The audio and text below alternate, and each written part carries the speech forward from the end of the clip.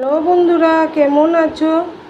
আজকে যে রান্নার প্রিপারেশনটা নিচ্ছি তার জন্য আমার লাগবে হলো টমেটো, আদা, রসুন আর লঙ্কার একটা পেস্ট করব। আলুগুলোকে অল্প কেটে নেব আর পেঁয়াজগুলোকে ঝুরি ঝুরি কেটে নেব। পেঁয়াজগুলোকে কেটে নিয়েছি, আলুগুলোকে পিস করে নিয়েছি আর এগুলোকে মিক্সিতে রেখেছি এখন পেস্ট করার জন্য।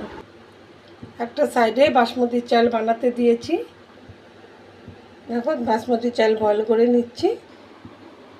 আর একটা সাইডে চিকেন ম্যারিনেট করে নিয়েছি, হলুদ, লঙ্কার গুঁড়ো, অল্প তেল, দই আর তেজপাতা।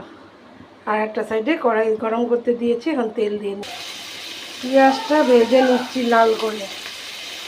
আমি সরষের তেলই ইউজ করেছি, তোমরা রিফাইন বা ঘিও ইউজ করতে পারো। পেঁয়াজগুলো হালকা ভাজাতে আলু ছেড়ে দিচ্ছি, এখন ভাজা ভাজা করে নিচ্ছি আলুগুলোকে। বাটা মশলাটা দিয়ে অল্প ভাজা ভাজা করে নিচ্ছি। ভাত 80% হয়ে গেছে, আমি এখন জল ঝরিয়ে নিয়েছি। মশলাটা ভাজা হয়ে গেছে, এখন তেল কষে আসছে, চিকেনগুলি ছেড়ে দিচ্ছি।